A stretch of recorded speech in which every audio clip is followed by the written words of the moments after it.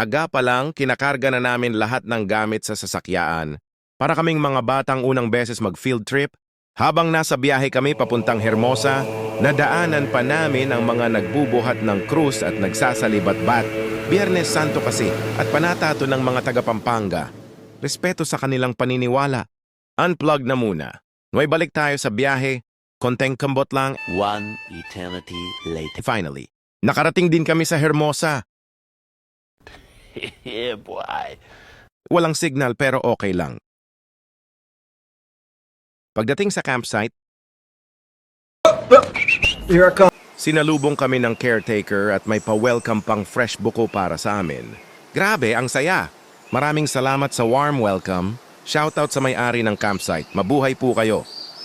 At syempre, after namin tikman yung buko, agad na kaming nag-setup ng mga tent namin.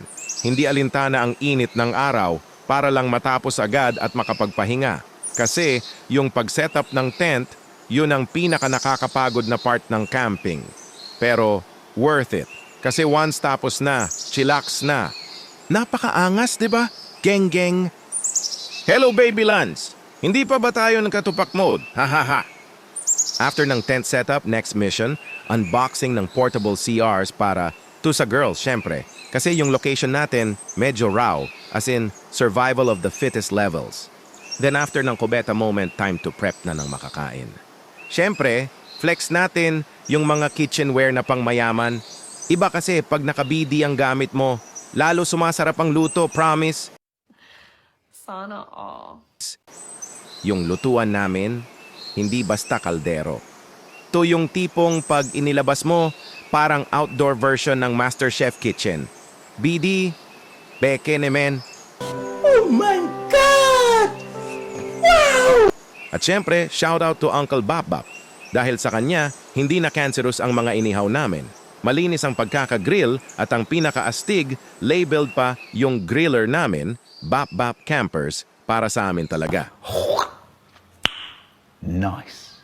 At hindi pwedeng makalimutan, flex natin ang mga ladies. Sila ang totoong MVP sa kusina. Todo tulong sa food prep, from chopping to plating. Teamwork, ganda, at galawan kompletos recados. San ka pa? Women. After ng intense food prep, finally, kainan na. Lunch sa ilalim ng tirik na araw, buti na lang ng ka-nature hike canopy kami habang kumakain. Nakaka-relax, promise, food trip tayo today. May sinigang na hipon, liempo, adobo at inihaw na milkfish, luto sa new griller ni Bap Lester. Habang naghuhugas si Bap Mark, set na agad kami ng inuman session, alak na umaabot ng 3 days at pabingo si Bap Jaja. Chill lang, kwentuhan na may kasamang pangbabash, tawanan dahil solo namin ang lugar at konting cheers sa buhay. By the way, ang pangalan ng campsite namin, Diaspora. Yes, nasa gitna kami ng kagubatan, walang ibang tao kundi kami lang nirentahan namin ang buong site. Mayaman kami ha ha ha. Baka maniwala kayo, charot lang. Pero legit, raw experience talaga. Walang signal, walang social media, walang TikTok bore FB. Kaya, pag may problema ka sa jowa mo, sorry na lang, wala kang mararating. Pero ang kapalit, peace and quiet, kalikasan, tunay na bonding. Hindi na namin namalayan, sumapit na nga ang gabi, at syempre, cheat day is real. Kain na naman. Hindi mawawala ang ramyun all-time camping fave.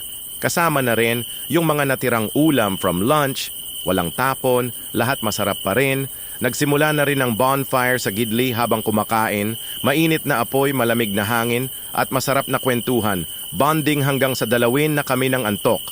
Knockdown ng lahat. Literal na bagsak. Another day, umagang kay ganda mga kabap-bap. Early birds tayo today, kaya silipin natin ang ilog sa gidli. Oo nga pala, meron tayong ilog dito sa campsite. Not just your usual camp ha? Kasi bihira ang campsite na merong river access na ganito ka-close at kalinis. Perfect spot for morning hugot, foot soak, or simpleng tambay with nature sounds. Ang sarap lang huminga at i-feel ang preskong simoy ng hangin. Parang sinasabi ng kalikasan, chill ka lang, deserve mo to mga kabab-bab. After ng river chill, time for breakfast mode. It's officially day 3 at sadly, last day na natin. Pero di tayo magpapakain sa lungkot, kaya kain muna tayo ng marami.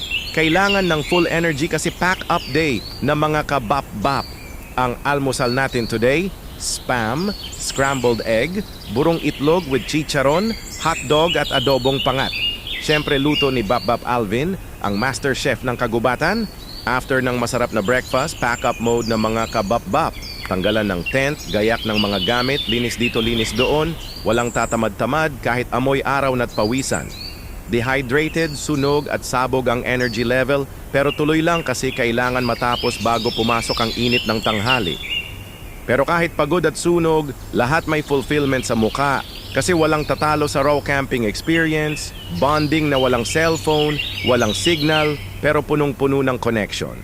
At dito na nagtatapos ang aming 3 days, 2 nights camping adventure sa gitna ng Hermosa.